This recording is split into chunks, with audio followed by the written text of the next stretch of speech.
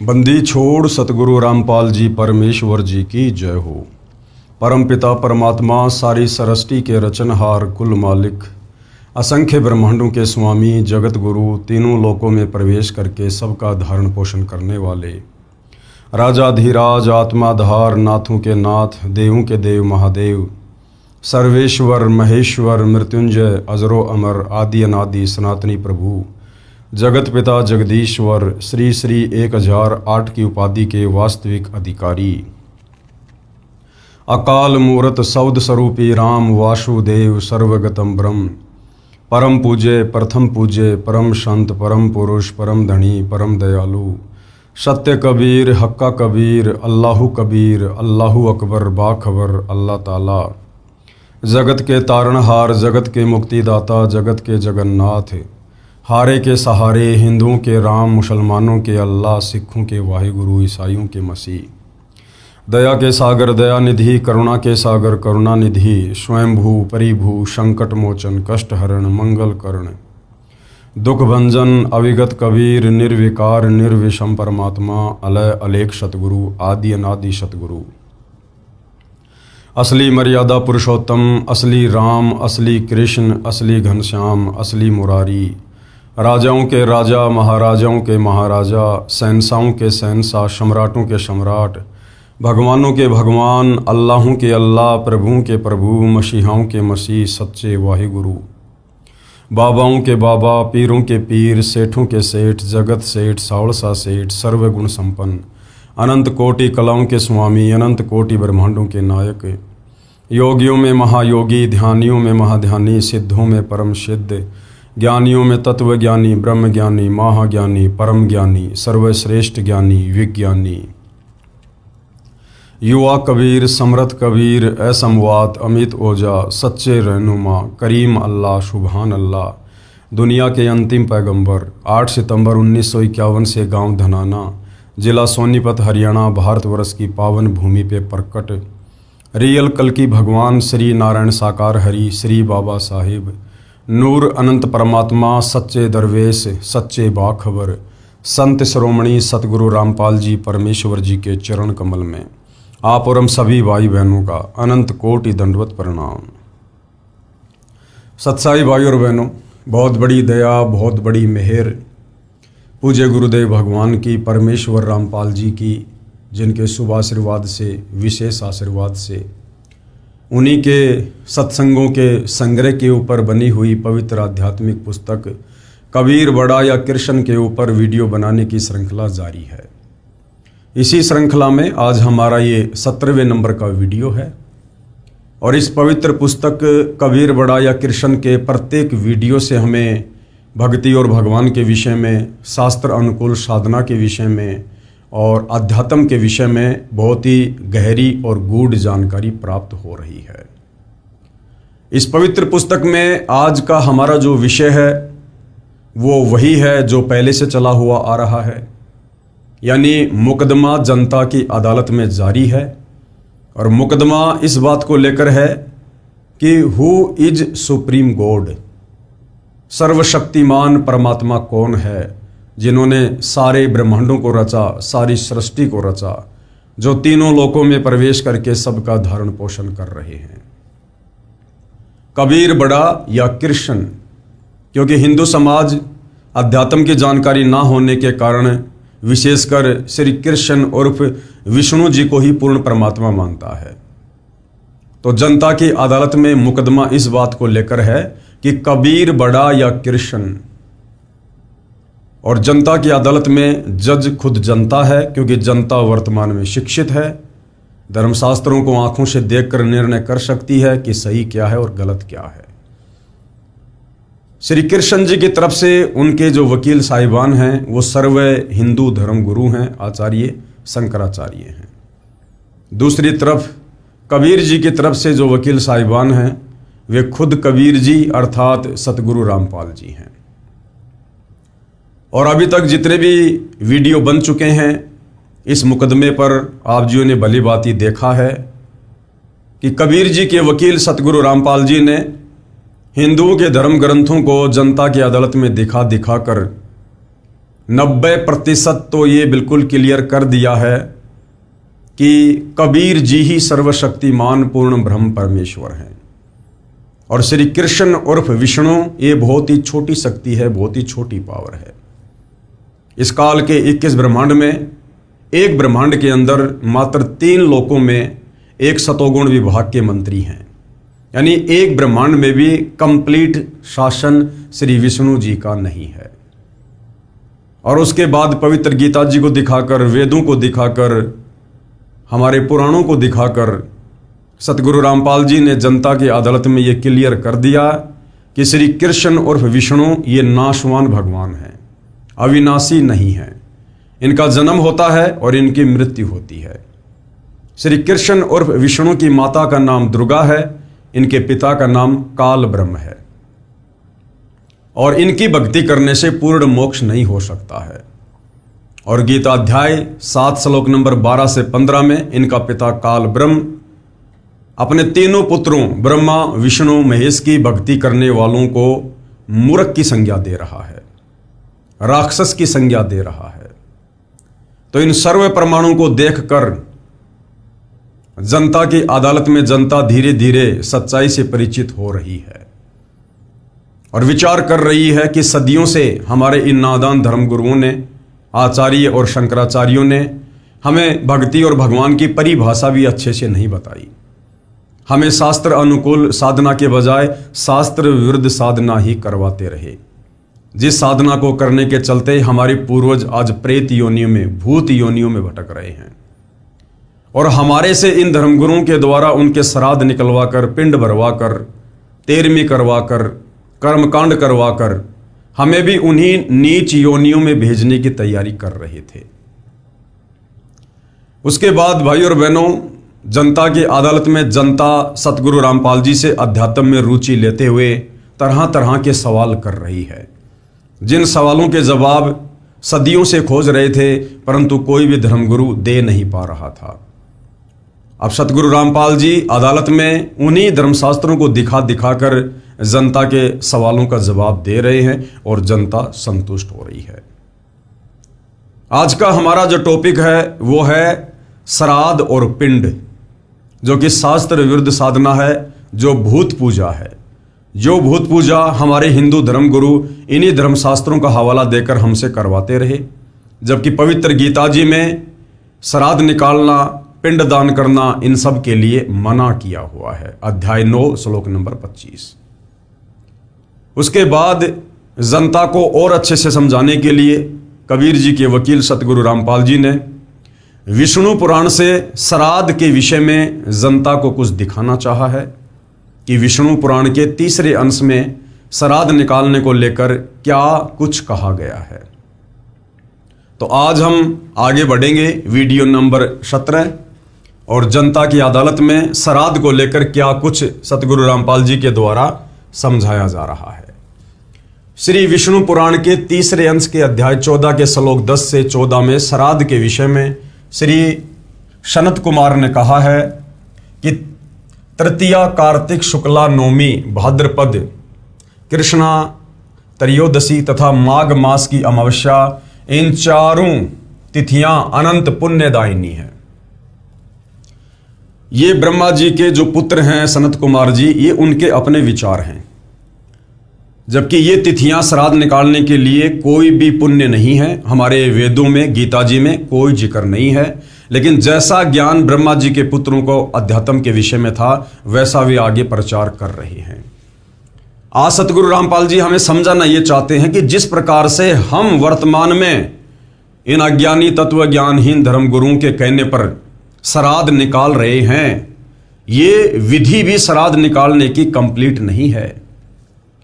यदि आप सत भक्ति नहीं करना चाहते हैं, गधे कुत्ते सुअर ही बने रहना चाहते हैं, तो कम से कम गधे कुत्ते सुअर और भूत प्रेत बनने की विधि भी तो सही तरीके से करो।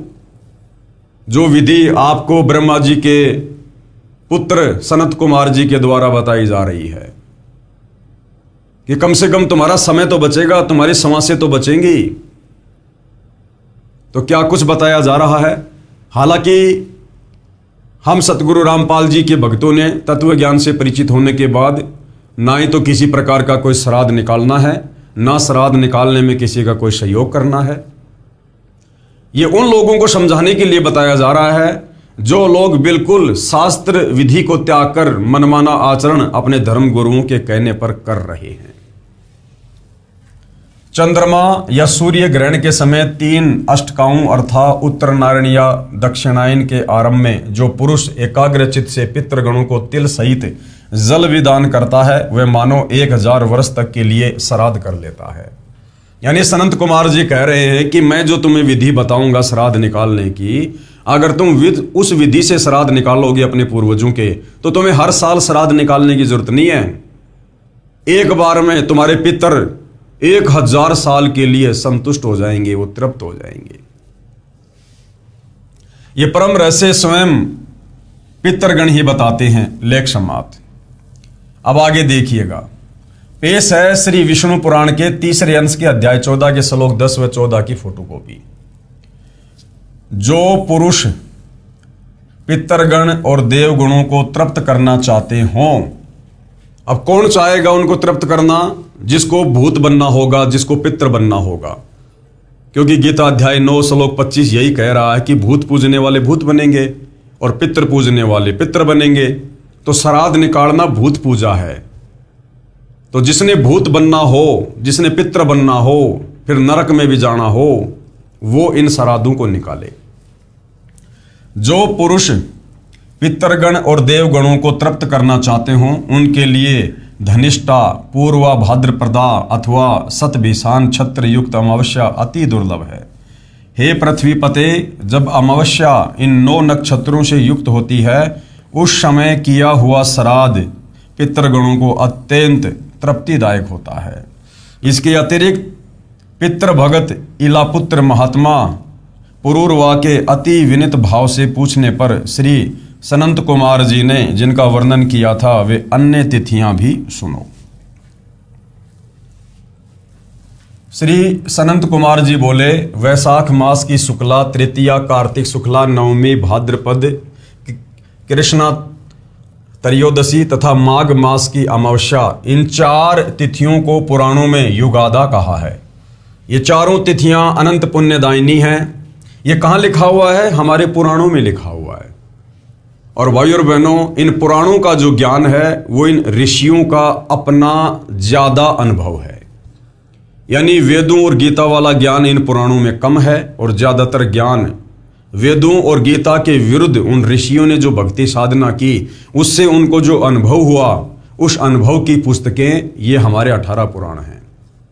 तो इन पुराणों से हमने केवल उन्हीं बातों को ग्रहण करना है जो बातें इन पुराणों की वेद और गीता से मैच करती हैं, अन्यथा हमारे किसी काम की नहीं है। तो ये श्राद्ध निकालने की जो ये तिथियां हैं, जो विधि बताई जा रही है, ये ना तो चारों वेदों में है और ना पवित्र गीता जी में है। तो ये हमारी किसी काम की नहीं है। ये तो आपको बताया जा रहा है कि हमारे उन साधु संत महात्मा ऋषियों को, ब्रह्मा विष्णु महेश को अध्यात्म के विषय में कितना ज्ञान था। ये चारों तिथियां अनंत पुण्यदायिनी हैं। चंद्रमा या सूर्य के ग्रहण के समय 3 अष्टकाओं में अथवा उत्तरायण या दक्षिणायन के आरंभ में जो पुरुष एकाग्रचित से पितृगणों को तिल सहित जल भी दान करता है, वह मानो 1 सहस्त्र वर्ष के लिए श्राद्ध कर देता है। ये परम रहस्य स्वयं पितृगण ही कहते हैं। अब वो पितृगण तो कहेंगे बेचारे भूखे मर रहे, प्यासे मर रहे, कोई न कोई तो अटपट वो करेंगे। तो ये अटपट आप और हमने स्वीकार नहीं करनी है। हमने कोई श्राद्ध, कोई पिंडदान कुछ नहीं करना है। जो भक्ति हमें तत्वदर्शी संत सतगुरु रामपाल जी ने प्रदान कर दी है, उस भक्ति को मर्यादा में रहकर करते रहने से हमारी 7 पीढ़ियों पीछे के पितर अपने आप संतुष्ट हो जाएंगे। और ना केवल संतुष्ट, बल्कि उनका वो भूत योनि में जो पड़े हुए हैं वो शरीर भी छूटेगा और गुरुदेव भगवान उनको मनुष्य जन्म प्रदान करेंगे। और मनुष्य जन्म प्रदान होगा तो परमेश्वर उनको अपनी शरण में लेकर शत भक्ति भी प्रदान करेंगे। विचार करें, उपरोक्त श्राद्ध विधि पितरों के द्वारा बताई गई है, न कि वेदोक्त या श्रीमद् भगवत गीता के आधार से। यानी श्राद्ध निकालने की जो उत्तम विधि बताई जा रही है ना, ये उन पितरों ने बताई है। ये हमारे वेदों में वर्णन नहीं है, ना गीता जी में वर्णन है। तो हमने इसको बिल्कुल भी स्वीकार नहीं करना है। श्री विष्णु पुराण के तीसरे अंश के अध्याय 16 के श्लोक 11 में लिखा है, शीर मेघ शफाना यदोष्ट्रा माविकमेव चय मार्ग चय माहिष चय वर्जेच्छा कर्माणी। इस श्लोक का हिंदी अनुवाद, एक खुर वालों का, उटनी का, भेड़ का, मृगी का तथा भैंस का दूध श्राद्ध कर्म में प्रयोग ना करें, काम में ना लाएं। ये इनकी अपनी अटपट है, साधु संत महात्माओं की, इन पितरों की, इन ऋषियों की। भाई और बहनों, ये हमें बताया जा रहा है, हमें समझाया जा रहा है कि इन पुराणों में ज्यादातर जो ज्ञान है वो इन ऋषियों का अपना अटपट वाला ज्ञान है। पेश है श्री विष्णु पुराण के तीसरे अंश के अध्याय 16 के श्लोक 11 की फोटोकॉपी। समीक्षा, वर्तमान सन 2014 तक सर्व व्यक्ति श्राद्धों में भैंस के दूध का ही प्रयोग कर रहे हैं, जो पुराण में वर्जित है। अब श्राद्धों में जो खीर बनाई जाती है वो ज्यादातर भैंस के दूध से बनाई जाती है, जबकि हमारे विष्णु पुराण में श्राद्धों के समय भैंस के दूध का प्रयोग करना बिल्कुल मना किया हुआ है। तो गुरुदेव भगवान कहना यह चाहते हैं कि नादानो, तुम इन धर्म गुरुओं के पीछे भ्रमित होकर सारी की सारी शास्त्र विरुद्ध साधना ही कर रहे हो। हालांकि यह विधि भी सर्वश्रेष्ठ नहीं है श्राद्ध निकालने की, जो हमारे ये पुराण बता रहे हैं, लेकिन वर्तमान में लोग वो भी नहीं कर रहे जो पुराण बता रहे हैं, उससे भी घटिया तरीके से शास्त्र विरुद्ध साधना कर रहे हैं, जिसके चलते वो सीधे प्रेत योनि में, भूत योनि में, लक 84 में जाते हैं, जिस कारण से उनके द्वारा किया गया श्राद्ध कर्म भी व्यर्थ हुआ।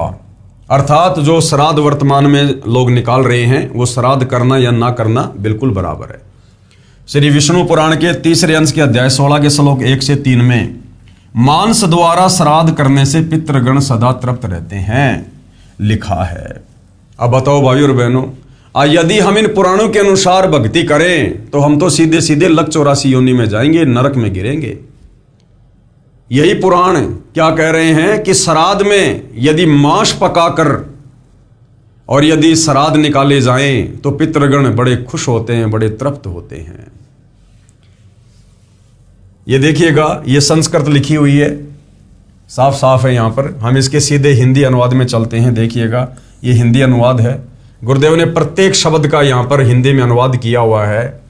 हवि मत्स्य यानी मछली का मांस, शशंक यानी खरगोश का मांस, नकुल यानी सूकर यानी सुअर का मांस, छाग कस्तूरिया, मृग काला मृग, गवैया यानी नील गाय, वन गाय, और मेष यानी भेड़ का मांस के मांसों से, गव्वे यानी गौ के घी दूध से। अब भाई और बहनों देखना, यहां पर सीधा सीधा गाय लिखा हुआ है, गव्वे, उसका दूध नहीं लिखा हुआ। ये यहां पर दूध तो अपनी तरफ से लेखक ने लिख दिया कि भाई ये क्या माजरा हो गया। वो भी चक्कर में पड़ गया कि इन पुराणों में श्राद्ध के समय गाय का मांस बनाने की विधि लिखी हुई है, तो वो डर गया कि यदि मैंने सीधा सीधा लिख दिया कि गाय का मांस भी श्राद्ध में बना सकते हैं तो पूरा का पूरा समाज बिगड़ जाएगा।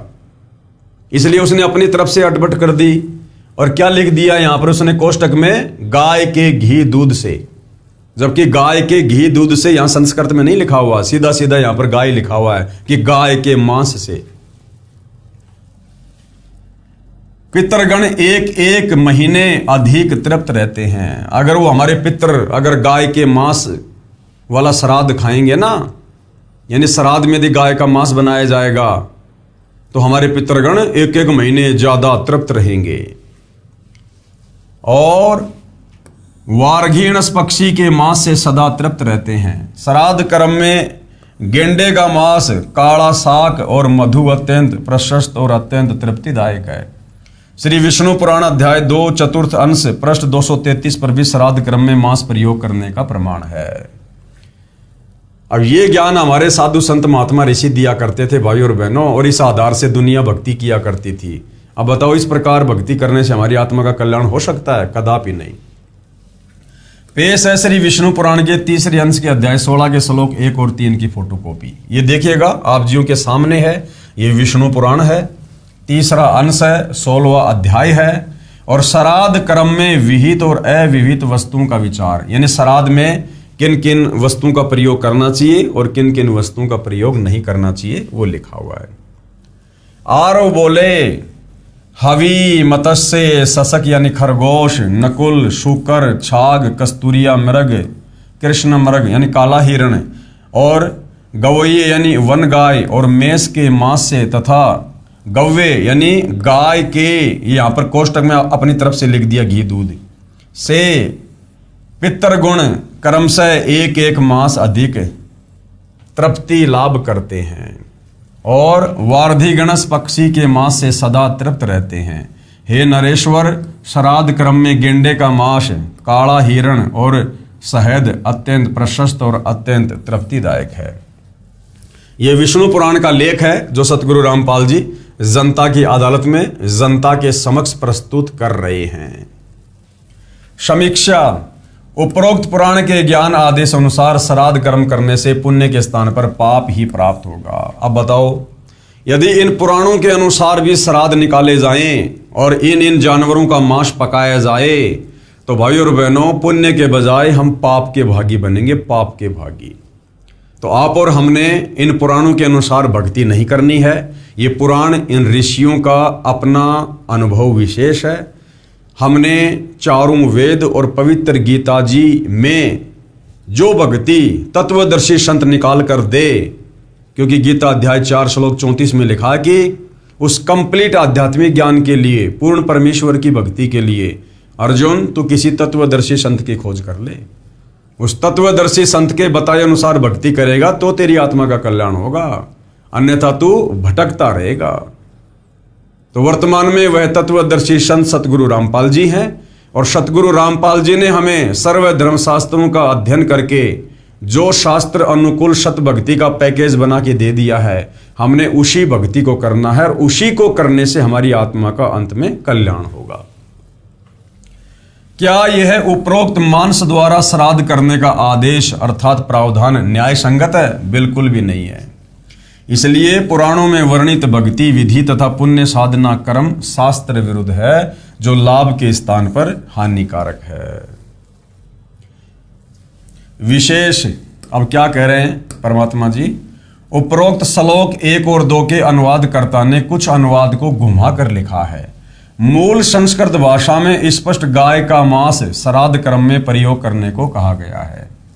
हिंदी अनुवादकर्ता ने गौवे अर्थात गौ के मांस के स्थान पर कोष्टक में गाय के घी दूध से लिखा है।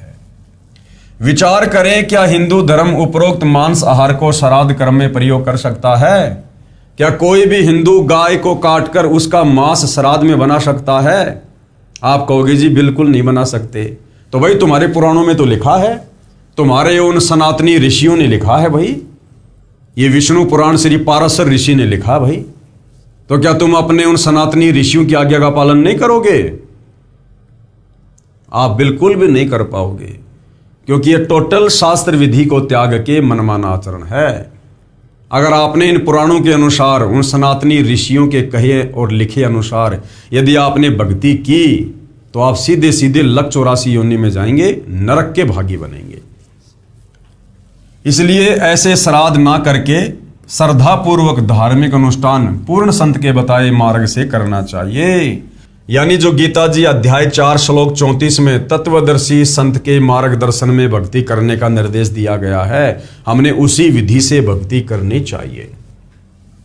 वह है नाम मंत्र का जाप और 5 यज्ञ और 3 समय की उपासना यानी आरती वाणी पाठ से, जो ये दास रामपाल दास बताता है, जिससे पितरों प्रेतों आदि का भी कल्याण होकर उपासक पूर्ण मोक्ष प्राप्त करेगा, तथा उसके पितर यानी पूर्वज जो भूत या पितर योनियों में कष्ट उठा रहे हैं, उनकी वह योनि छूटकर तुरंत मानव शरीर प्राप्त करके इस भक्ति को प्राप्त करेंगे, जिससे उनका भी पूर्ण मोक्ष हो जाएगा। तो यदि इस पृथ्वी पर वर्तमान में सर्वश्रेष्ठ श्राद्ध अपने पूर्वजों के कोई कर रहा है, तो सतगुरु रामपाल जी के भगत कर रहे हैं। जो विधि सतगुरु रामपाल जी ने हमें बता दी है शास्त्र अनुकूल साधना की, उस विधि में सारे कर्म आ जाते हैं, सारे कर्म कट जाते हैं। हमारी पिछली 7 पीढ़ियों तक के पूर्वजों का उद्धार हो जाएगा।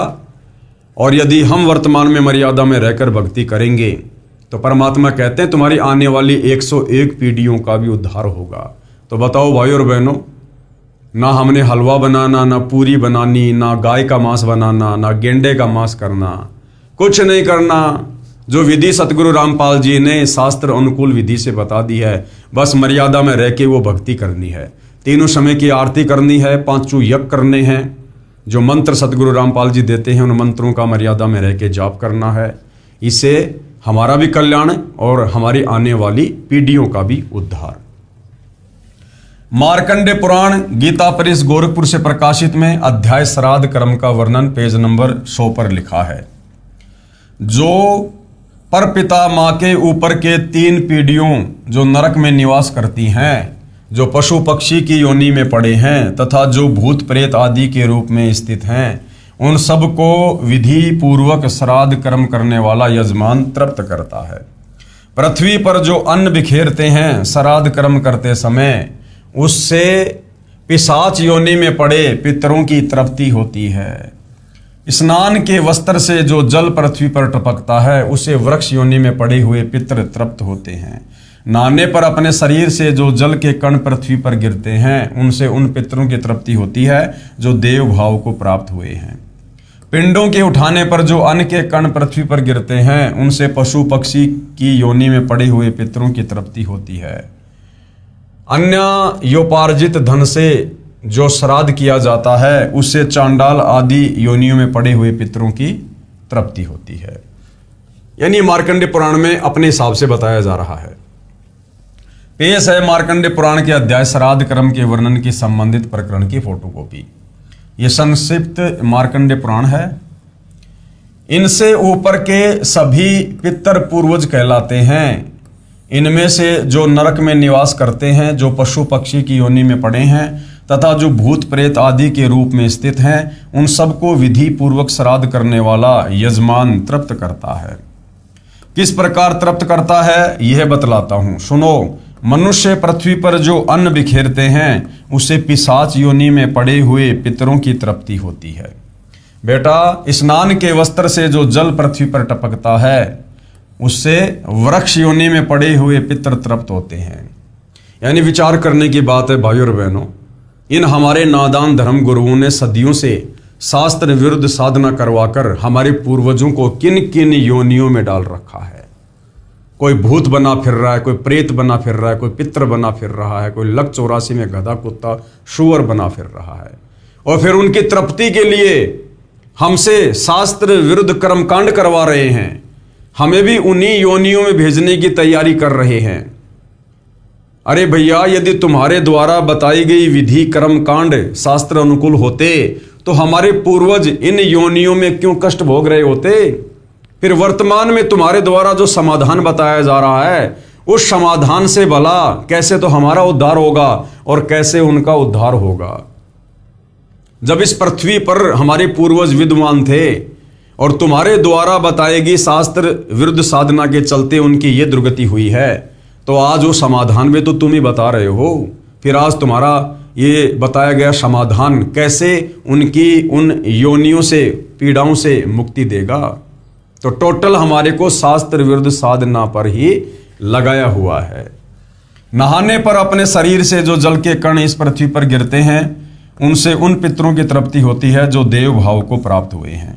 पिंडों के उठाने पर जो अन्न के कण पृथ्वी पर गिरते हैं, उनसे पशु पक्षी की योनि में पड़े हुए पितरों की तृप्ति होती है। कुल में जो बालक श्राद्ध कर्म के योग्य होकर भी संस्कार से वंचित रह गए अथवा जलकर मरे हैं, वे बिखरे हुए अन्न और समार्जन के जल को ग्रहण करते हैं। ब्राह्मण लोग भोजन करके जब हाथ मुंह धोते हैं और चरणों का प्रक्षालन करते हैं, उस जल से भी अनन्य पितरों की तृप्ति होती है। बेटा, उत्तम विधि से श्राद्ध करने वाले पुरुषों के अन्य पितर यदि दूसरी योनियों में चले गए हों, तो भी उन श्राद्ध से उन्हें बड़ी तृप्ति होती है। अन्यायोपार्जित धन से जो श्राद्ध किया जाता है, उससे चांडाल आदि योनियों में पड़े हुए पितर तृप्त होते हैं। विचार करें, उपरोक्त योनियों में जो अपने पूर्वज पड़े हैं उनका मूल कारण है कि उन्होंने शास्त्र विधि अनुसार भक्ति नहीं की। पवित्र गीता जी व पवित्र वेदों में वर्णित विधि अनुसार साधना करते तो उपरोक्त महाकष्टदायक योनियों में नहीं पड़ते। मुझदास यानी सतगुरु रामपाल जी की सर्व मानव समाज से करबद्ध प्रार्थना है कि अब तो जागो, पीछे जो गलती हो चुकी है उसकी आवर्ती ना हो, यानी उसको मत दोहराओ।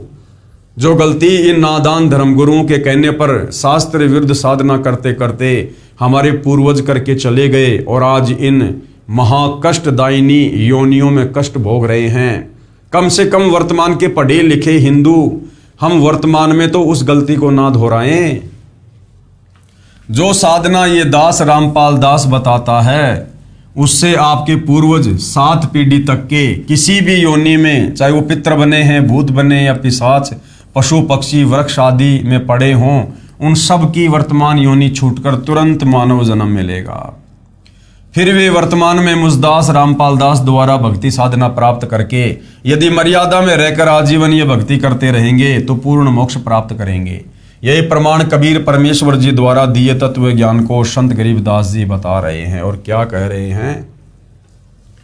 अग्नि लगा दिया जद लंबा, अग्नि लगा दिया जद लंबा, फूक दिया उस ठाहिर संतो यशोदा फिर नाही। पुराण उठा फिर पंडित आए, पुराण उठा फिर पंडित आए, पीछे गरुड़ पढ़ाई रे संतो यशोदा फिर नाही। नर सेती फिर पशुआ कीजे, नर सेती फिर पशुआ कीजे, गद्दा बैल बनाई रे संतो यशोदा फिर नाही।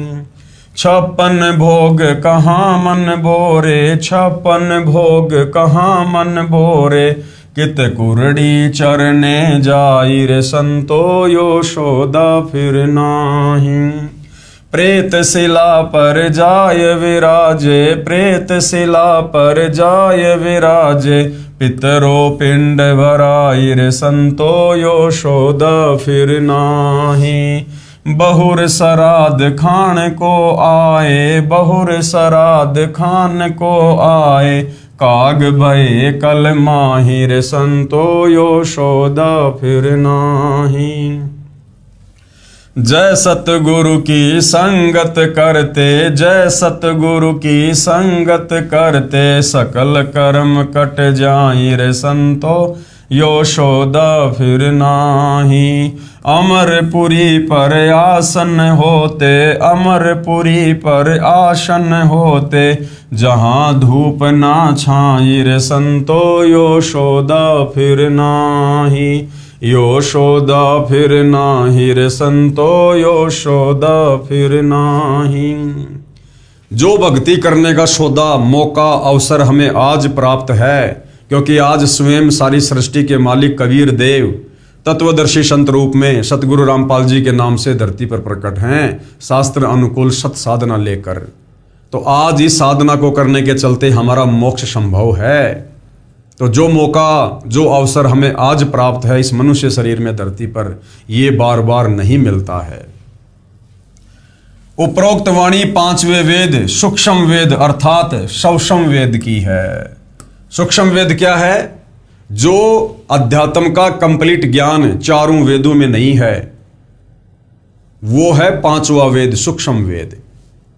यानी 650 साल पहले कबीर परमेश्वर जी ने आदरणीय धर्मदास जी के द्वारा जो अपनी कबीर वाणियां लिखवाई थी, जिसको कबीर सागर का नाम दिया गया है, वो कबीर सागर 5वां वेद है, सूक्ष्म वेद है। लेकिन आगे चलकर काल प्रेरणा से, काल के द्वारा भेजे गए दूतों ने, विशेषकर नकली कबीर पंथियों ने उन वाणियों में भी मिलावट कर दी, जिसकी क्षतिपूर्ति हेतु सतगुरु रामपाल जी ने आज से लगभग 350 साल पहले आदरणीय गरीबदास जी के माध्यम से फिर से 5वां सूक्ष्म वेद लिखवाया। 24,000 वाणियों युक्त वह सदग्रंथ, अमर ग्रंथ जो 5वां वेद है, सूक्ष्म वेद है, जिसमें कंप्लीट भक्ति का ज्ञान है। उपरोक्त वाणी पांचवें वेद सूक्ष्म अर्थात सप्तम वेद की है, जिसमें स्पष्ट किया है कि पितरों आदि के पिंडदान करते हुए अर्थात श्राद्ध कर्म करते करते भी पशु पक्षी व भूत प्रेत की योनियों में प्राणी पड़ते हैं। तो फिर वो श्राद्ध कर्म किस काम आया?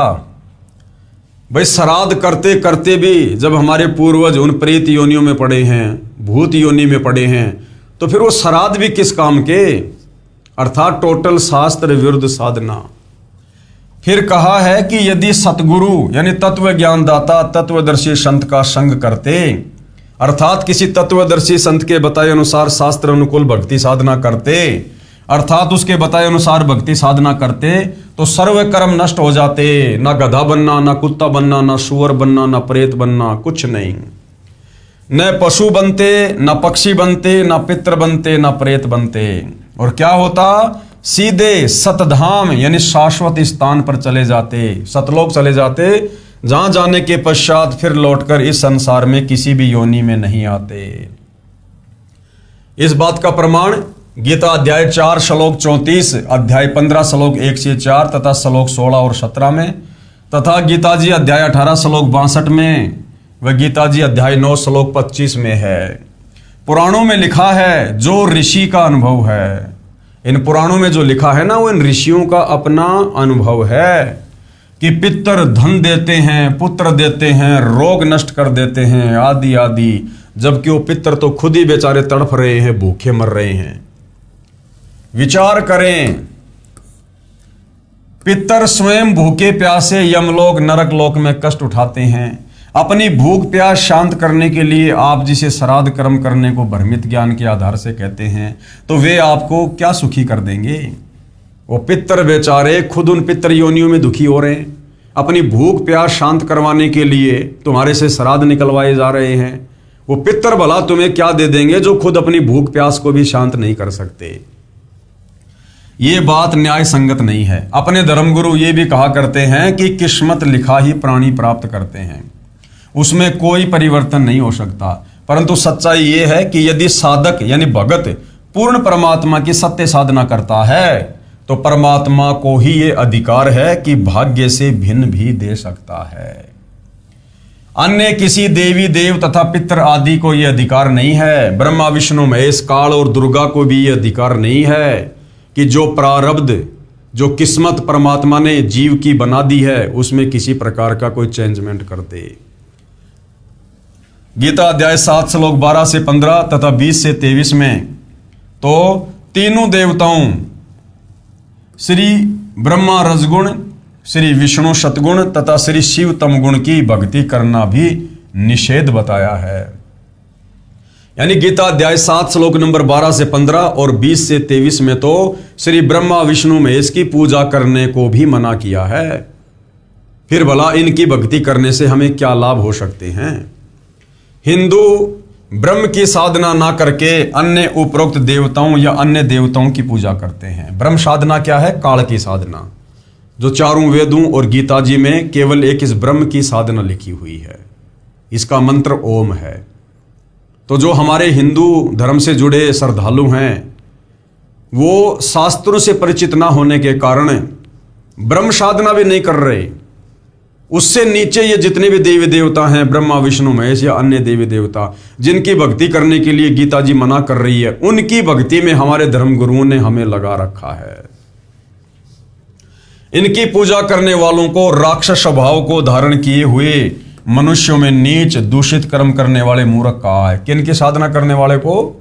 ब्रह्म से नीचे देवी दुर्गा की साधना करने वालों को, ब्रह्मा विष्णु महेश की साधना करने वालों को, और अन्य भैरव भूत बेताल माई मसाणी इनकी भक्ति पूजा साधना करने वालों को गीता जी में इस ब्रह्म ने 4 गालियां दी हैं। आप जी विचार करें कि ये पितर कौन से खेत की मूली हैं? पितर साधना को धन पुत्र आदि दे देंगे, ये दूर की कौड़ी है। यानी हमारे को हमारे धर्म गुरुओं के द्वारा ये मूर्ख बनाया हुआ है कि यदि तुम श्राद्ध निकालोगे तो पितर तुम्हें बेटा दे देंगे, तुम्हें धन दे देंगे, तुम्हारे परिवार में ऐसे ऐसे सुख कर देंगे। जब ब्रह्मा विष्णु महेश को भी ये अधिकार नहीं है, तो फिर ये भूत प्रेत, इनको भला क्या अधिकार है कि ये हमारे भाग्य में कोई परिवर्तन कर सकें? कुछ नहीं कर सकते। परमेश्वर कबीर जी द्वारा श्राद्ध भ्रम का खंडन करना। एक समय काशी नगर बनारस में गंगा दरिया के घाट पर कुछ पंडित जी श्राद्धों के दिनों में अपने पितरों को जल दान करने के मकसद से गंगा के जल का लोटा भरकर पटरी पर खड़े होकर सुबह के समय सूर्य की ओर मुंह करके पृथ्वी पर लोटे वाला जल गिरा रहे थे। परमात्मा कबीर जी ने ये सब देखा तो जानना चाहा कि आप ये किस उद्देश्य से कर रहे हैं। अब मालिक तो जानी जान थे, अंतर्यामी थे, उनको तो सब पता था, लेकिन हम जो शास्त्र विरुद्ध साधना कर रहे होते हैं परमेश्वर ने उसका खंडन करना था। पंडितों ने बताया कि हम अपने पूर्वजों को जो पितृ बनकर स्वर्ग में निवास कर रहे हैं जल दान कर रहे हैं, यानी हम अपने पूर्वजों के पास में पानी भेज रहे हैं, ये जल हमारे पितरों को प्राप्त हो जाएगा। ये सुनकर परमेश्वर कबीर जी उन अंध श्रद्धा भक्ति करने वालों का अंधविश्वास समाप्त करने के लिए उसी गंगा नदी में घुटनों पानी खड़ा होकर दोनों हाथों से गंगा दरिया का जल सूर्य की ओर पटरी पर शीघ्र शीघ्र फेंकने लगे। उनको ऐसा करते देखकर सैकड़ों पंडित तथा सैकड़ों नागरिक इकट्ठा हो गए। पंडितों ने पूछा कि हे कबीर जी, आप ये कौन सी कर्मकांड की क्रिया कर रहे हो, इससे क्या लाभ होगा, ये तो कर्मकांड में लिखा ही नहीं है। कबीर जी ने उत्तर दिया कि यहां से 1.5 किलोमीटर दूर मेरी झोपड़ी के आगे मैंने एक बगीची लगा रखी है, उसकी सिंचाई के लिए क्रिया कर रहा हूं कि मेरी झोपड़ी के आगे मैंने जो बगीची लगा रखी है ना, मैं वहां पर पानी पहुंचा रहा हूं, ये जल मेरी बगीची की सिंचाई कर रहा है। ये सुनकर सभी पंडित हंसने लगे और बोले कि यह कभी संभव नहीं हो सकता, 1 मील दूर ये जल कैसे जाएगा, ये तो यही रेत में समा गया। कबीर जी ने कहा कि यदि आपके द्वारा गिराया गया जल करोड़ों मील दूर स्वर्ग में जा सकता है तो मेरे द्वारा गिराए जल को 1 मील जाने पर कौन सी आश्चर्य की बात है। ये बात सुनकर पंडित जी समझ गए कि हमारी क्रियाएं व्यर्थ हैं। कबीर जी ने 1 घंटा बाहर पटरी पर खड़े होकर कर्मकांड यानी श्राद्ध व अन्य क्रियाओं पर सटीक तर्क किया। कहा कि आप एक ओर तो कह रहे हो कि आपके पितर स्वर्ग में हैं, दूसरी ओर ये कह रहे हो कि उनको पीने का पानी नहीं मिल रहा, वे वहां प्यासे हैं, उनको सूर्य को अर्घ देकर जल पार्सल करते हो।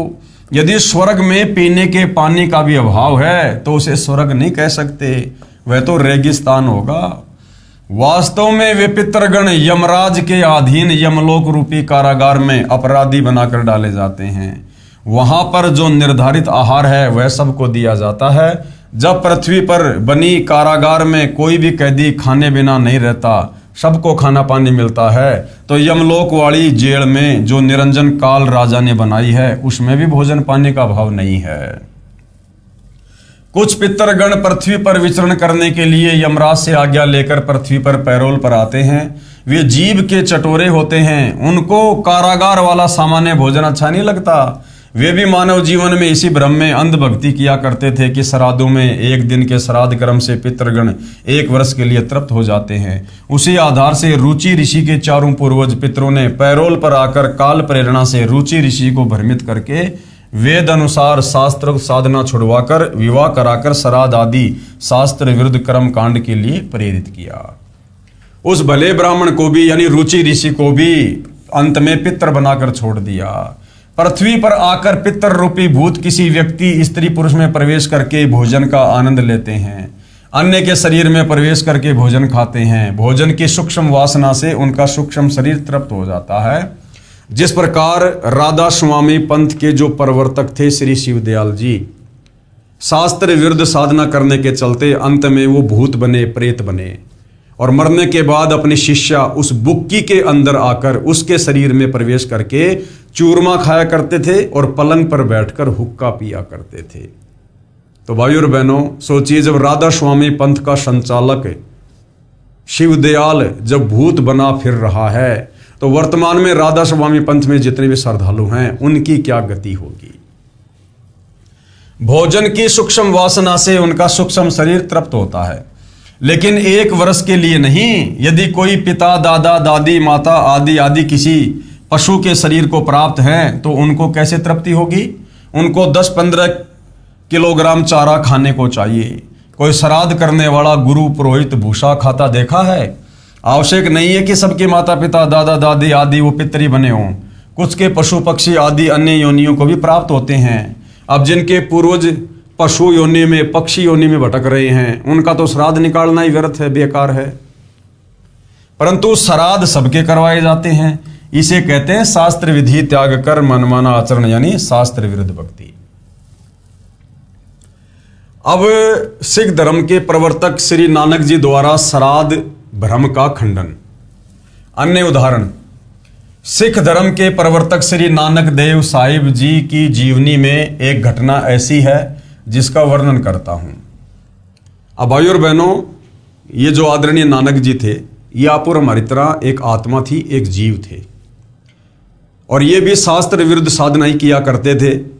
एक ब्रजलाल नाम का पांडा था जो उनको संस्कृत और अन्य भाषा सिखाया करता था, और ब्रजलाल पांडे के कहे अनुसार नानक जी शास्त्र विरुद्ध साधना किया करते थे। श्री विष्णु जी की पूजा करते थे, जो गीता अध्याय 7 श्लोक नंबर 12 से 15 में मना है।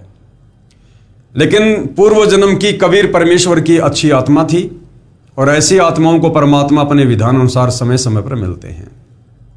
बेई नदी पर जब नानक जी सुबह सुबह नहाने के लिए गए हुए थे, तो वहां पर कबीर परमात्मा जो उस समय काशी बनारस में आए हुए थे, लीला कर रहे थे जुलाहे रूप में। तो कबीर परमेश्वर बेई नदी पर जिंदा महात्मा के रूप में आदरणीय नानक जी को मिले। नानक जी को काफी कुछ ज्ञान समझाना चाहा। अंत में नानक जी ने अपनी कुछ शर्त उनके सामने रखी। परमेश्वर ने वो शर्त स्वीकार की। शर्त पूरी होने पर नानक जी ने हाथ खड़े कर दिए, और नानक जी की आत्मा को शरीर से निकालकर कबीर परमात्मा सतलोक ले गए, सचखंड। उनको सब कुछ दिखाया, सब कुछ उनको बताया, और वापस लाते समय आदरणीय नानक जी की आत्मा को कबीर परमात्मा ने मिनी सतलोक में बैठा दिया। और उसके बाद नानक जी का रूप बनाकर आगे जो भी लीलाएं हुई हैं वो कबीर परमात्मा जी के द्वारा ही की हुई हैं। तो कबीर परमेश्वर ने इस प्रकार भिन्न भिन्न रूप धारण करके और शास्त्र विरुद्ध साधना का खंडन किया है। सिख धर्म के प्रवर्तक श्री नानक देव साहिब जी की जीवनी में एक घटना ऐसी है जिसका वर्णन करता हूं, जो पवित्र पुस्तक भाई बाले वाली जन्म साखी श्री नानक देव जी में लिखी है, जिसकी हेडिंग है आगे साखी दुनीचंद खतरी नाल हुई। संक्षिप्त प्रकरण इस प्रकार है। श्री नानक जी को परमात्मा यानी परम अक्षर ब्रह्म बेई नदी पर उस समय मिले थे जिस समय श्री नानक जी सुल्तानपुर शहर से सुबह के समय प्रतिदिन की तरह बेई नदी में स्नान करने के लिए गए हुए थे। अन्य नगरवासी भी स्नान कर रहे थे। उस समय परमेश्वर कबीर जी बाबा जिंदा के वेश में आए और श्री नानक जी के साथ दरिया में स्नान करने के बहाने प्रवेश हुए। अन्य उपस्थित व्यक्ति देख रहे थे। दोनों ने दरिया में डुबकी लगाई परंतु बाहर नहीं आए। दोनों को दरिया में डूबा हुआ मान लिया। परमेश्वर जी श्री नानक जी की आत्मा को लेकर शरीर को दूर जंगल में छोड़कर अपने साथ अपने निवास स्थान सतलोक यानी सचखंड में ले गए। 3 दिन तक काल ब्रह्म के 21 ब्रह्मांडों, अक्षर पुरुष के 7 संग ब्रह्मांडों तथा अपने सतलोक के असंख्य ब्रह्मांडों की स्थिति को आंखों दिखाया, यथार्थ आध्यात्मिक ज्ञान बताया तथा यथार्थ मोक्ष मंत्र सतनाम जो 2 अक्षर का है, जिसमें एक ओम मंत्र है, दूसरा गुप्त है जो उपदेशी को बताया जाता है, जिससे मुक्ति होना बताया। फिर एक नाम सारनाम का विशेष योगदान मानव के मोक्ष की साधना में है, उससे परिचित कराया तथा सतनाम और सारनाम को कलयुग के 5505 वर्ष बीत जाने तक गुप्त रखने की आज्ञा दी। श्राद्ध पिंडदान आदि कर्मकांड को व्यर्थ बताया और स्वर्ग नरक को दिखाया। तीसरे दिन श्री नानक जी की आत्मा को शरीर में प्रवेश करके अंतर्ध्यान हो गए। अब तीसरे दिन भाइयों और बहनों, कबीर परमेश्वर स्वयं नानक जी के रूप में फिर लीला करने लगे। उन्होंने नानक जी के शरीर का इस्तेमाल नहीं किया, क्योंकि यह परमात्मा किसी के शरीर को माध्यम नहीं बनाता। नानक जी के शरीर को नष्ट कर दिया गया। यह परमेश्वर की अपनी लीला, अपना खेल है। वे चंद सेकंडों में ऐसा कर देते हैं। नानक जी को उन्होंने मिनी सतलोक में बैठा दिया क्योंकि अच्छी आत्मा थी, और नानक जी को वर्तमान इस भक्ति युग में जन्म देना था, क्योंकि ये जो वर्तमान का समय है ये कलयुग की पिछली पीढ़ी का समय है, मोक्ष का प्राइम टाइम है। इस समय आदरणीय नानक जी को कबीर परमेश्वर सतगुरु रामपाल जी ने मानव शरीर दे दिया होगा या आने वाले समय में देंगे, ये उनकी मौज, उनकी मर्जी। लेकिन आज से लगभग 600 साल पहले जब नानक जी को परमात्मा सतलोक लेकर गए थे तो वापस लाते समय उनकी आत्मा को मिनी सतलोक में बैठा दिया था और नानक जी के रूप में सारी की सारी लीला कबीर परमेश्वर जी ने खुद ही की थी। तीसरे दिन श्री नानक जी की आत्मा को शरीर में प्रवेश करके अंतर्ध्यान हो गए। उसके पश्चात श्री नानक जी ने अपने 2 शिष्यों भाई बाला तथा मर्दाना को साथ लेकर प्रभु से प्राप्त यथार्थ ज्ञान व आंखों देखी ऊपर के लोगों की व्यवस्था का प्रचार करने के मकसद से देश विदेश में 12 वर्ष तक भ्रमण किया। उसी दौरान लाहौर में एक धनी व्यक्ति दुनीचंद खत्री की प्रार्थना पर उनके घर गए। उस दिन सेठ दुनीचंद ने अपने पिताजी का श्राद्ध किया हुआ था। कई ब्राह्मणों को भोजन करवाया तथा वस्त्र व हजारों रुपए दक्षिणा दी थी। श्री नानक जी ने पूछा कि हे दुनीचंद, आज किस उपलक्ष्य में इतने पकवान बनाए हैं? दुनीचंद ने बताया कि महाराज जी, आज मेरे पिताजी का श्राद्ध किया है। श्री नानक जी ने पूछा कि आपके पिताजी कहाँ हैं? उत्तर दुनीचंद का कि वे स्वर्गवासी हो चुके हैं। श्राद्ध करने से उनको 1 वर्ष तक स्वर्ग में भूख नहीं लगती। ये बात सुनकर श्री नानक जी ने कहा कि हे दुनीचंद, आपको आपके अज्ञानी गुरुओं ने भ्रमित कर रखा है। आपका पिताजी तो बाघ यानी शेर के शरीर को प्राप्त होकर उस जंगल में एक पेड़ के नीचे भूख से व्याकुल बैठा है। यदि मेरी बात पर विश्वास नहीं है तो जांच कर सकते हैं। तू एक व्यक्ति का भोजन तैयार कर, उस जंगल में जा। तेरी दृष्टि पड़ते ही मेरे आशीर्वाद से उस बाघ यानी सिंह को मनुष्य बुद्धि आ जाएगी, उसको अपना पूर्व जन्म भी याद आ जाएगा। दुनीचंद जी को श्री नानक जी पर पूर्ण विश्वास था कि इन्होंने जो बोल दिया वो सिद्ध है। इस महात्मा में लोग बड़ी शक्ति बताते हैं। दुनीचंद सेठ एक व्यक्ति का भोजन जो श्राद्ध के बाद बचा था लेकर उस बताए हुए जंगल में उसी झाड़ के पास गया तो एक सिंह दिखाई दिया जो दुनीचंद की ओर कुत्ते की तरह दुम हिला हिलाकर भाव प्रकट करने लगा कि मैं कोई हानि नहीं करूंगा, आजा मेरे पास। दुनीचंद सेठ ने भोजन बाघ के सामने थाली में रख दिया। सारा भोजन बाघ खा गया। दुनीचंद ने पूछा कि हे पिताजी, आप तो बड़े धर्म कर्म किया करते थे, आप तो सदा शाकाहारी रहे थे, आपकी ये दशा कैसे हुई? श्री नानक महाराज जी की शक्ति से सिंह ने कहा कि बेटा, जब मेरे प्राण निकल रहे थे उसी समय साथ वाले मकान में मांस पकाया जा रहा था। उसकी गंध मेरे तक आई, मेरे मन में मांस खाने की इच्छा हुई, उसी समय मेरे प्राण निकल गए, जिस कारण से मुझे शेर का शरीर मिला। बहुत ही गहरी और शिक्षाप्रद बात है। दुनीचंद का पिता बहुत ही ज्यादा धार्मिक व्यक्ति था और बिल्कुल शाकाहारी था, मांस को कभी जिंदगी में छुआ भी नहीं। उसके बावजूद भी वो शेर की योनि में गया। और जब दुनीचंद ने अपने पिताजी से पूछा कि पिताजी, आप तो सदा शाकाहारी रहे थे, फिर आपकी ऐसी दुर्गति क्यों हुई, बाघ की योनि क्यों मिली? तो उसने बताया, बेटा, जब मेरे प्राण निकल रहे थे, मेरा शरीर छूट रहा था, तो अंत समय में अपने पड़ोस में एक मुसलमान के घर में मांस पक रहा था और उस मांस की जो महक थी वो मेरे नाक तक आई और मेरे मन में भी वो मांस खाने की जरा सी इच्छा प्रकट हुई। उसी समय मेरे प्राण निकल गए। और कहते हैं, जहां आशा तां बाशा होई और अंत काल सुमरियो सोई।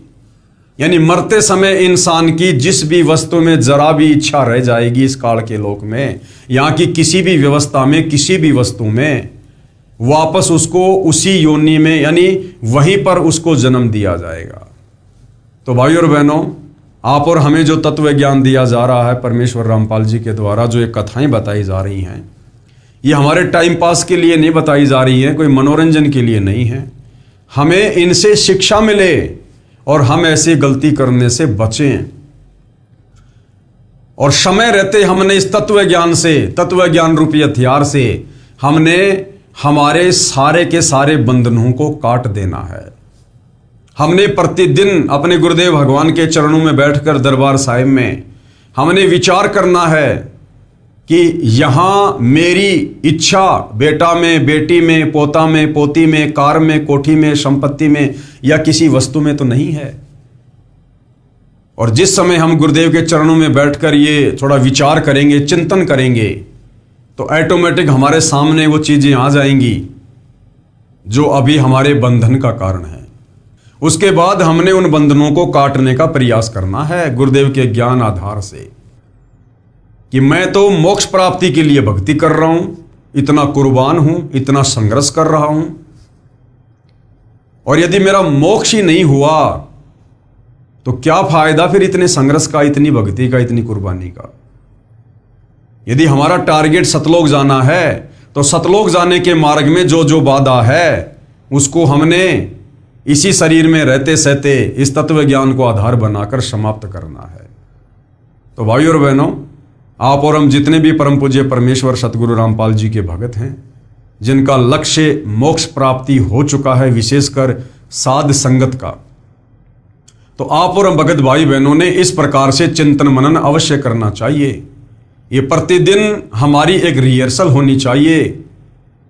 दिन में जब भी समय मिले या रात्रि के समय सोने से पहले, अब तो हर साध संगत वालों के घरों पर गुरुदेव भगवान के बेड लगे हैं। अलग से गुरुदेव भगवान को एक कमरा दिया हुआ है जहां बैठकर हम थोड़ी देर चिंतन मनन कर सकते हैं, गुरुदेव की चरण सेवा कर सकते हैं, मनन कर सकते हैं, विचार कर सकते हैं, शांति से बैठकर सुमरण कर सकते हैं।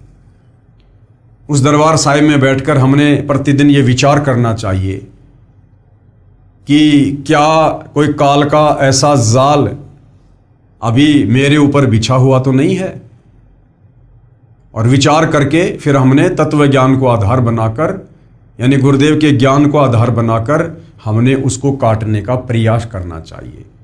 अन्यथा शरीर छूटते समय यदि जरा भी आशा हमारी दुनी चंद के पिताजी की तरह अगर किसी भी चीज में रह गई, किसी भी वस्तु में रह गई, हमें परमेश्वर जी के विधान अनुसार हमें वापस यहीं पर जन्म लेना पड़ेगा, यानी हमारा पूर्ण मोक्ष नहीं हो पाएगा।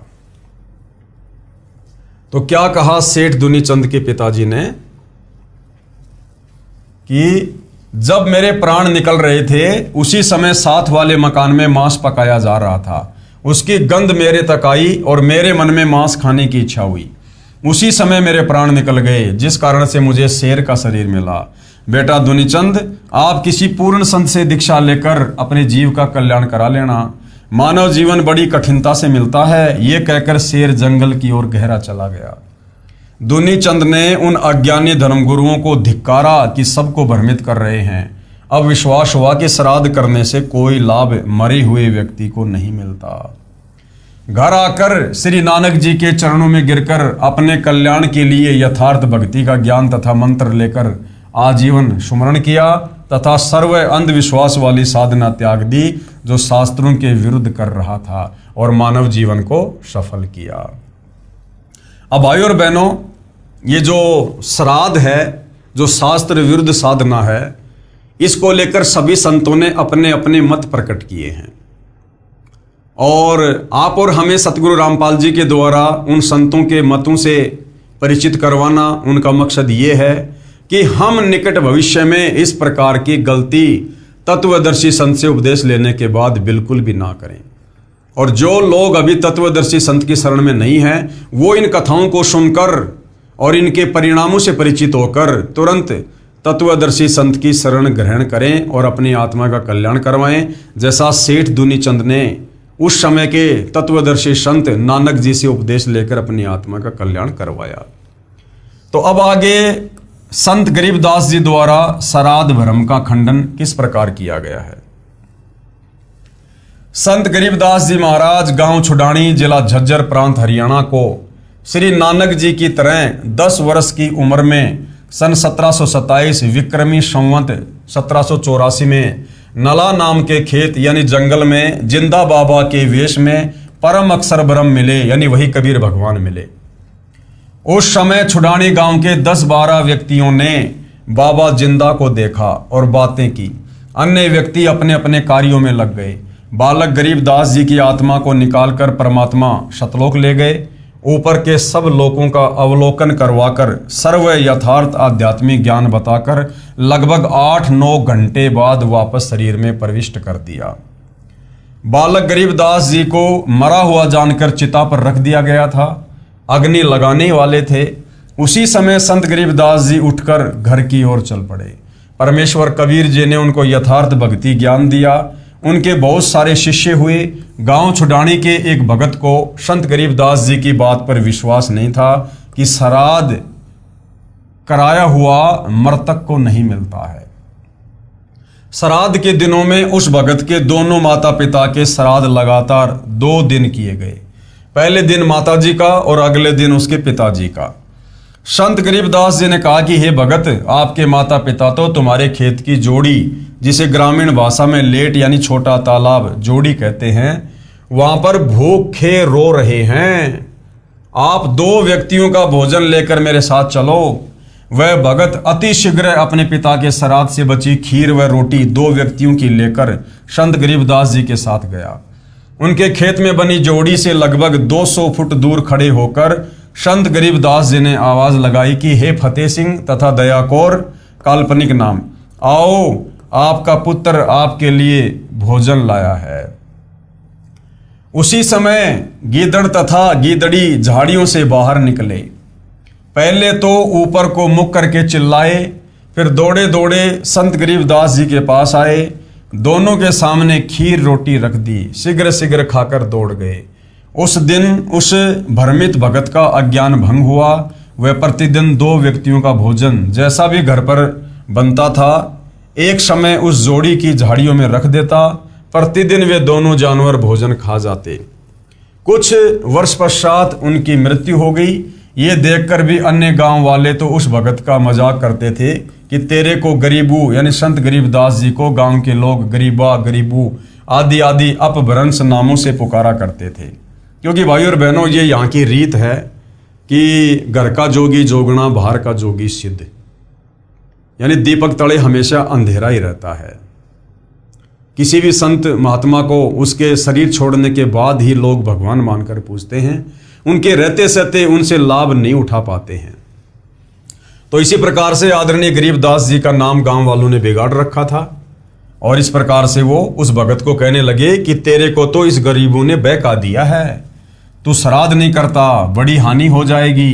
परंतु भगत को अटल विश्वास हो चुका था और आजीवन मर्यादा में रहकर साधना करके जीवन सफल किया। जीवन में कोई हानि नहीं हुई, अपितु अद्भुत लाभ हुए। धनी हो गया, सैकड़ों गाय मोल ले ली, बड़ी हवेली कोठी बना ली और कुछ वर्ष पश्चात बच्चों ने भी दीक्षा ले ली और सुखी जीवन जिया। आगे इस श्राद्ध की जो शास्त्र विरुद्ध साधना है, इसके खंडन को लेकर सतगुरु रामपाल जी ने भी अपना मत प्रकट किया है, जो घटना उनके समक्ष घटित हुई। लेखक यानी इस पवित्र पुस्तक कबीर बड़ाया कृष्ण के जो लेखक हैं सतगुरु रामपाल जी, उनके द्वारा भी श्राद्ध भ्रम का खंडन किया गया है और सत्य कथा बता रहे हैं। मेरे पूज्य गुरुदेव आदरणीय रामदेवानंद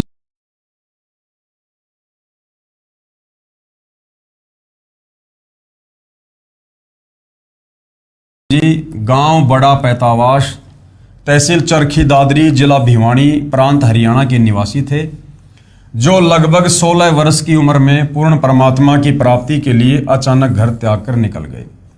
प्रतिदिन पहनने वाले वस्त्रों को अपने ही खेतों के निकट घने जंगल में किसी मरे हुए पशु की अस्थियों के पास डाल गए। शाम को घर ना पहुंचने के कारण घर वालों ने जंगल में तलाश की। रात्रि का समय था। कपड़े पहचान कर दुखी मन से पशु की अस्थियों को बच्चे की अस्थियां जानकर उठा लाए तथा ये सोचा कि बच्चा जंगल में चला गया था, किसी हिंसक जानवर ने खा लिया। अंतिम संस्कार कर दिया। सारी क्रियाएं की, 13वीं बरसोदी आदि की तथा श्राद्ध भी निकालते रहे।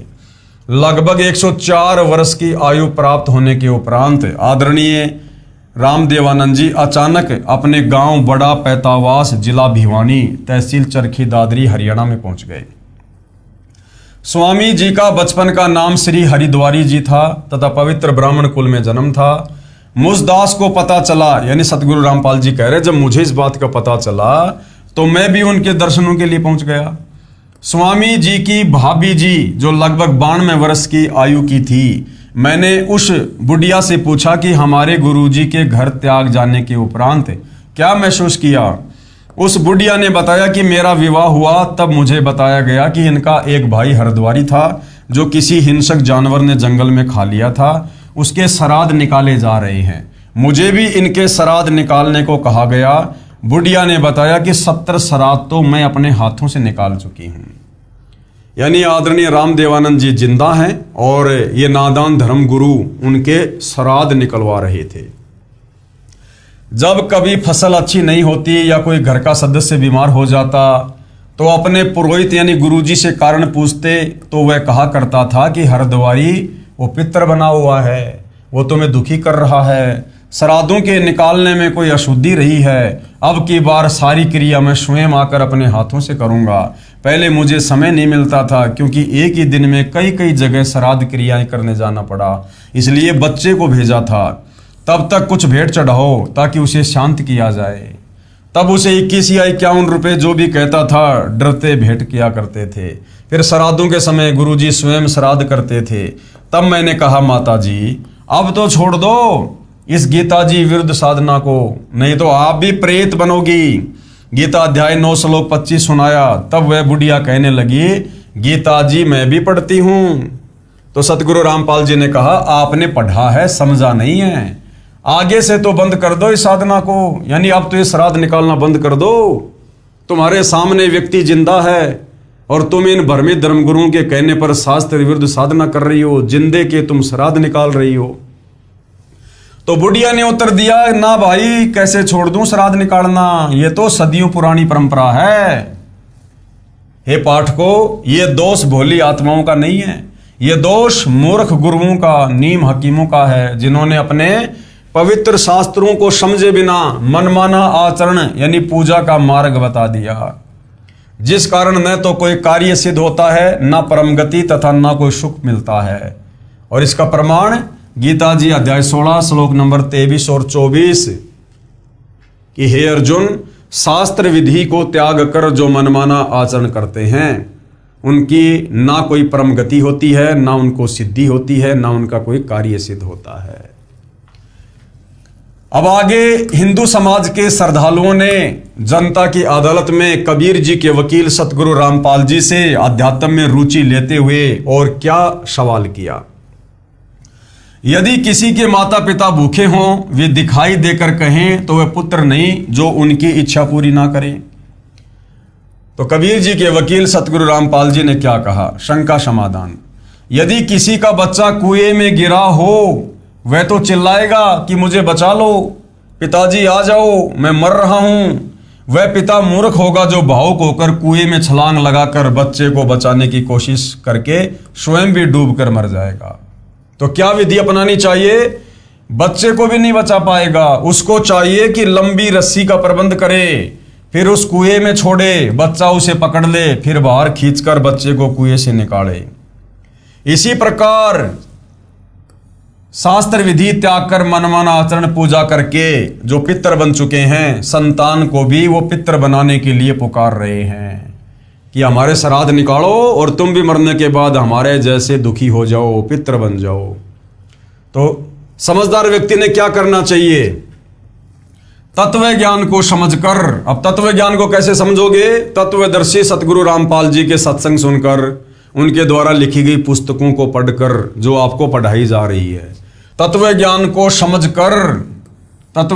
समझकर अपना कल्याण कराएं तथा मुझदास यानी सतगुरु रामपाल जी अपने लिए कह रहे हैं कि मेरे पास परमेश्वर कबीर बंदी छोड़ की प्रदान की हुई वह विधि है जो साधक यानी भगत का तो कल्याण करेगी ही, उसके पितरों की भी पितर योनि छूटकर मानव जन्म प्राप्त होगा तथा भक्ति युग में जन्म होकर सत्य भक्ति करके 1 या 2 जन्म में पूर्ण मोक्ष प्राप्त करेंगे।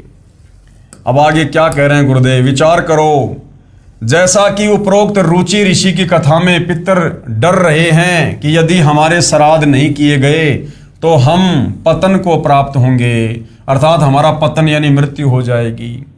अब उनको पितर योनि जो अत्यंत कष्टमय है, अच्छी लग रही है, उसे त्यागना नहीं चाह रहे। ये तो वही वाली बात है कि एक समय एक ऋषि को अपने भविष्य के जन्म का ज्ञान हुआ।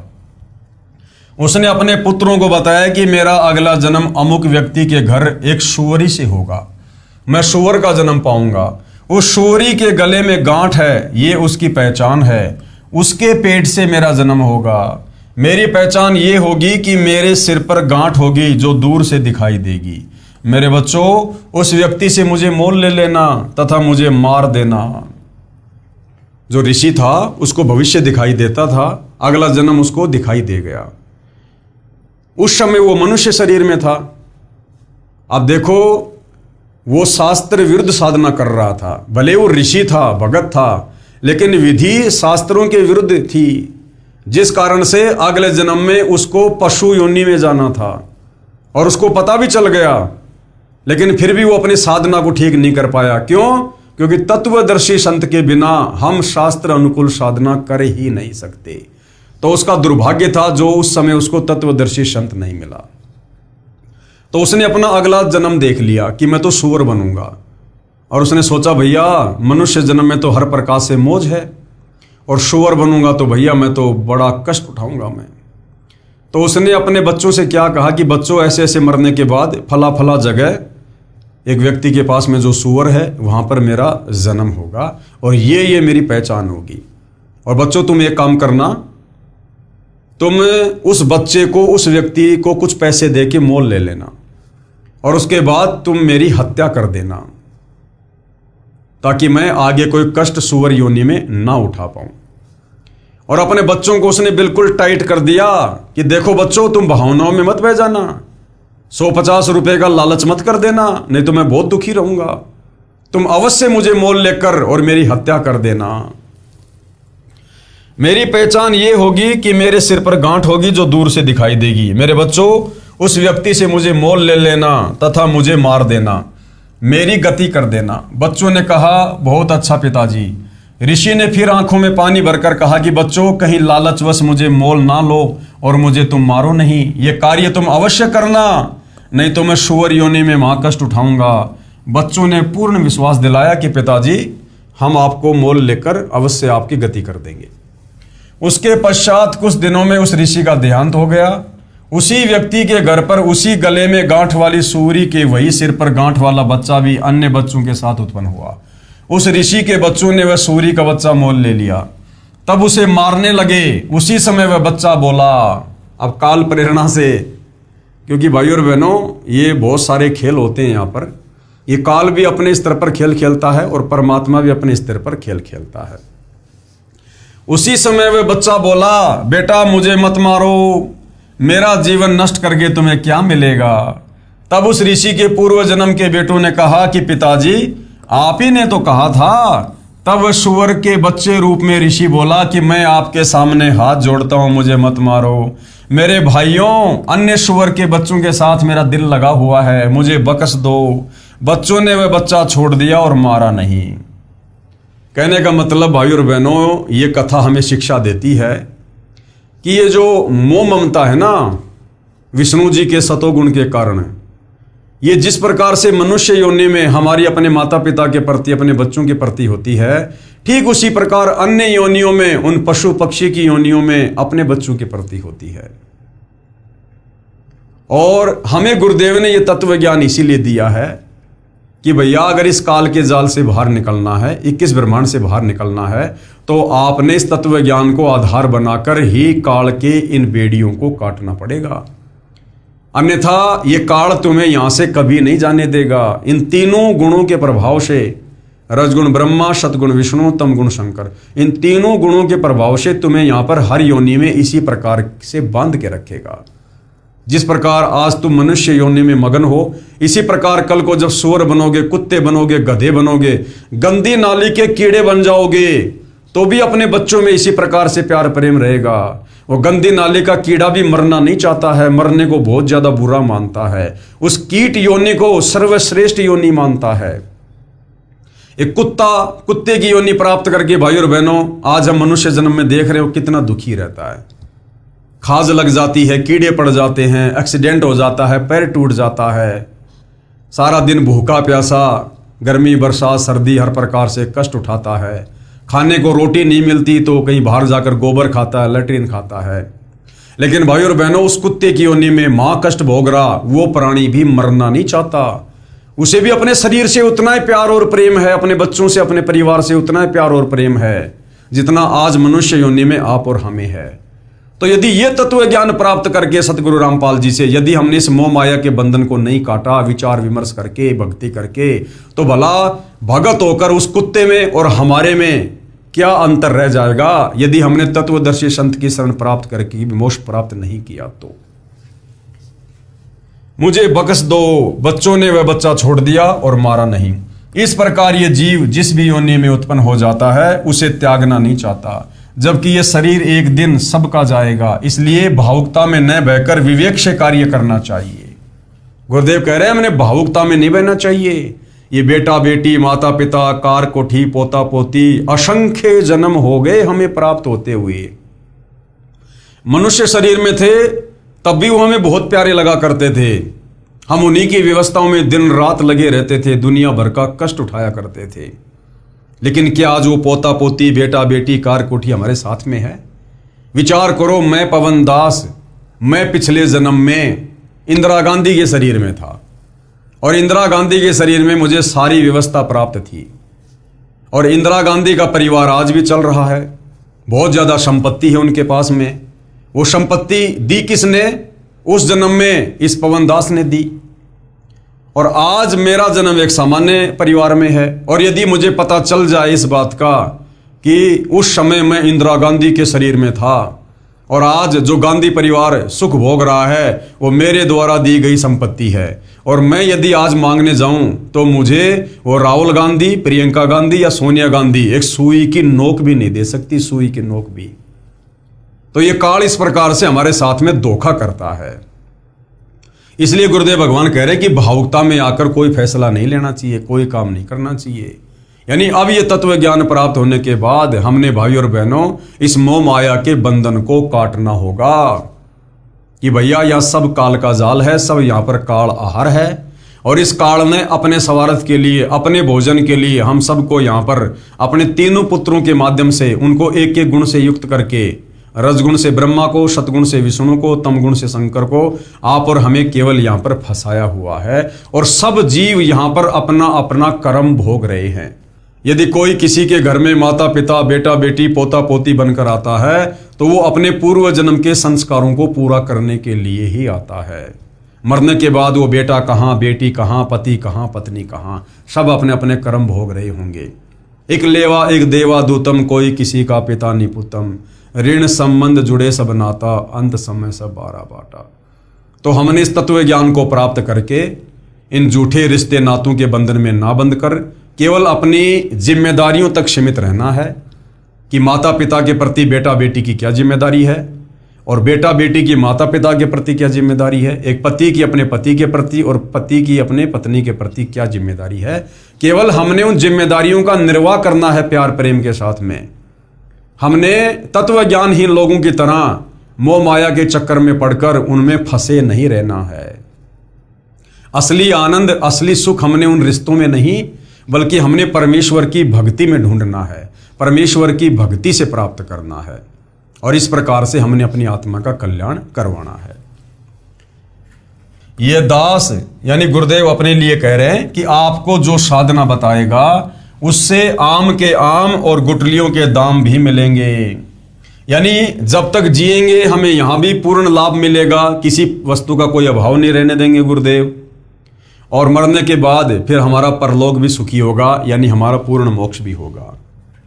इसी विष्णु पुराण में तीसरे अंश के अध्याय 15 श्लोक 55 और 56 पर पेज नंबर 213 पर लिखा है कि आरव ऋषि सगर राजा को बता रहा है, हे राजन, श्राद्ध करने वाले पुरुष से पितृगण, विश्वदेवगण आदि सर्व संतुष्ट हो जाते हैं। हे भूपाल, पितृगण का आधार चंद्रमा है और चंद्रमा का आधार योग यानी शास्त्र अनुकूल भक्ति है। इसलिए श्राद्ध में योगी जन यानी तत्व ज्ञान अनुसार, शास्त्र विधि अनुसार साधक जन को अवश्य बुलाएं। यदि श्राद्ध में 1000 ब्राह्मण भोजन कर रहे हों, उनके सामने एक योगी यानी शास्त्र अनुकूल साधक भी हो तो वह उन 1000 ब्राह्मणों का भी उद्धार कर देता है। तथा यजमान का भी उद्धार कर देता है।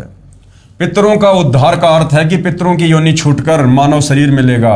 यजमान तथा ब्राह्मणों के उद्धार से तात्पर्य है कि उनको सत्य साधना का उपदेश करके मोक्ष का अधिकारी बनाएगा। पेश है प्रमाण के लिए श्री विष्णु पुराण के 3रे अंश के अध्याय 15 श्लोक 55-56 की फोटोकॉपी देखिएगा।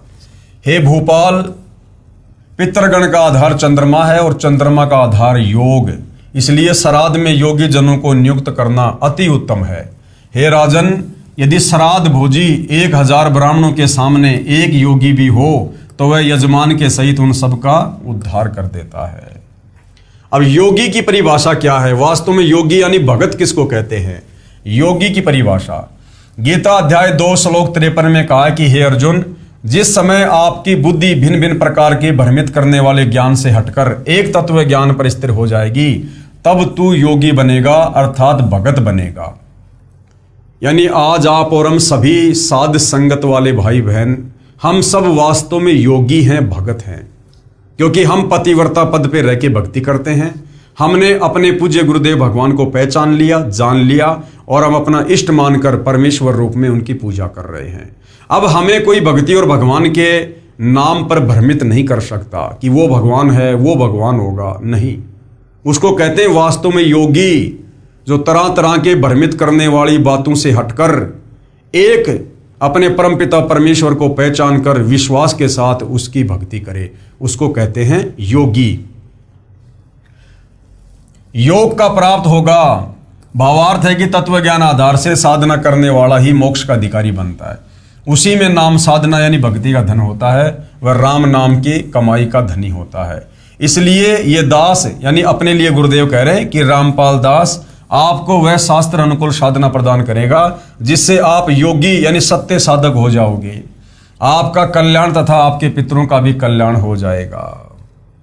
यानी गुरुदेव भगवान ने हमें योगी बना दिया, ये योग साधना देकर, शास्त्र अनुकूल साधना देकर, और हमारे उन 7 पीढ़ियों तक के पूर्वजों का ऑटोमेटिक जो है उनका उद्धार हो जाएगा।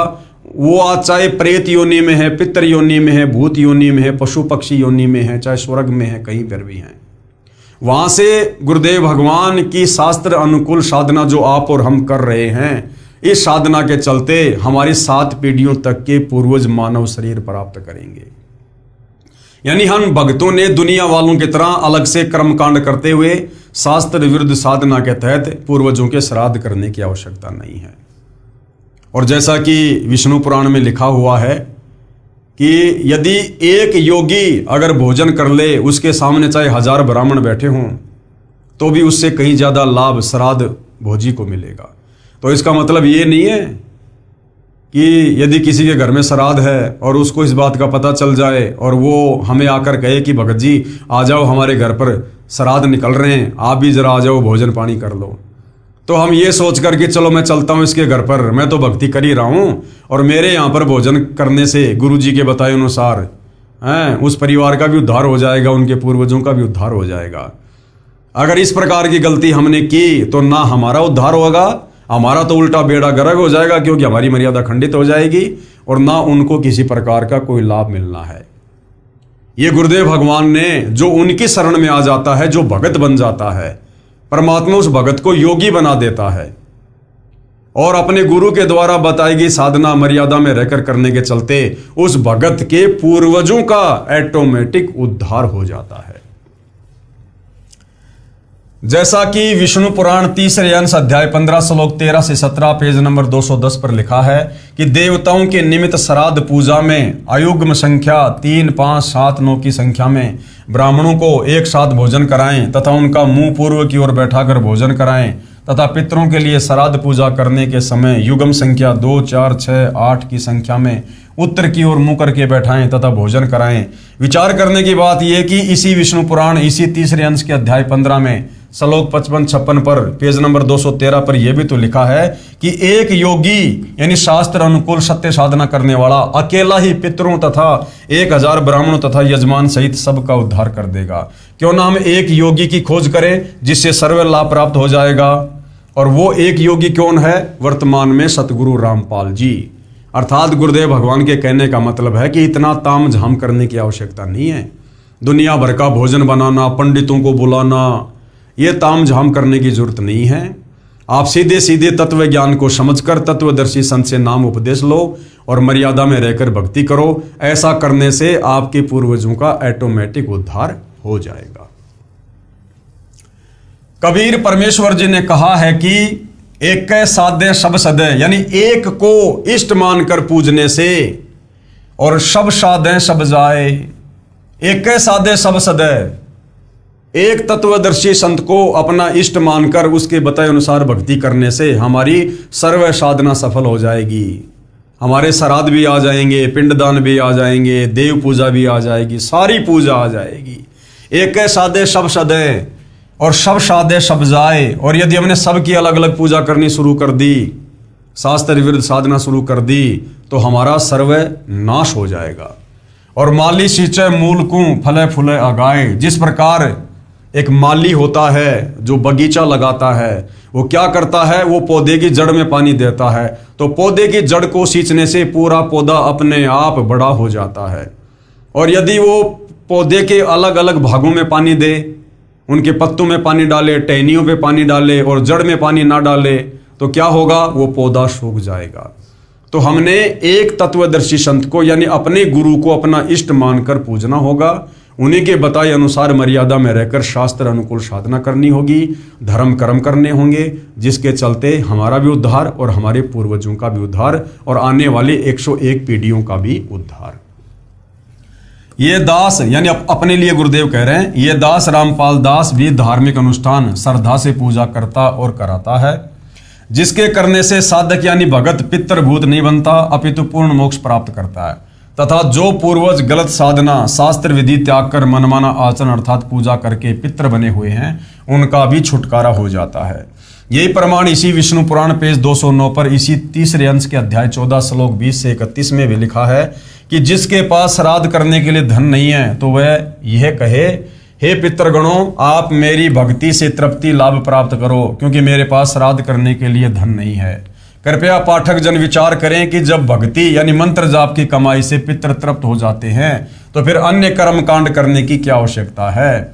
ये सर्व प्रपंच ज्ञानहीन गुरु लोगों ने अपने उदर पोषण के लिए ही किया है, क्योंकि गीता अध्याय 4 श्लोक 33 में भी लिखा है कि द्रव्य यानी धन द्वारा किया यज्ञ धार्मिक अनुष्ठान से ज्ञान यज्ञ यानी तत्व ज्ञान आधार पर नाम जाप साधना श्रेष्ठ है।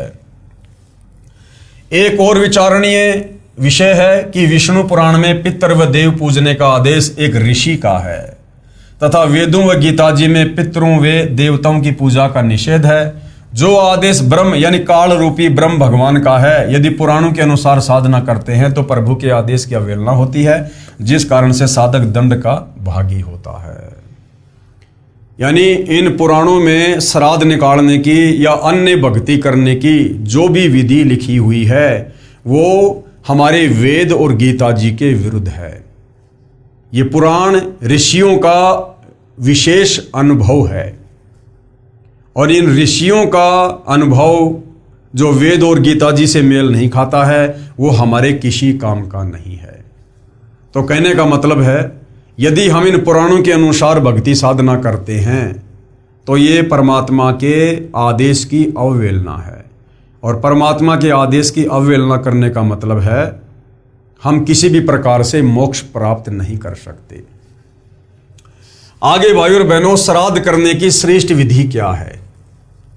अब जनता की अदालत में जनता अध्यात्म में रुचि लेते हुए जो जो प्रश्न कबीर जी के वकील सतगुरु रामपाल जी से कर रही है, सतगुरु रामपाल जी उनकी प्रत्येक शंका का समाधान, प्रत्येक सवाल का जवाब उन्हीं हिंदू धर्मशास्त्रों को आधार बनाकर जनता की अदालत में दिखा कर रहे हैं, जिसके चलते पढ़ी लिखी जनता अपनी आंखों से सारे प्रमाण देखकर सत्य को स्वीकार कर रही है कि वास्तव में हमारे इन नादान तत्व ज्ञानहीन धर्मगुरु आचार्य शंकराचार्यों ने ना केवल हमें बल्कि हमारे पूर्वजों को भी शास्त्र विरुद्ध साधना करवाकर उनकी दुर्गति ही करवाई है, और आज उनके श्राद्ध निकलवाकर पिंडदान करवाकर हमें भी उन्हीं प्रेत योनियों में भेजने की तैयारी कर रहे हैं।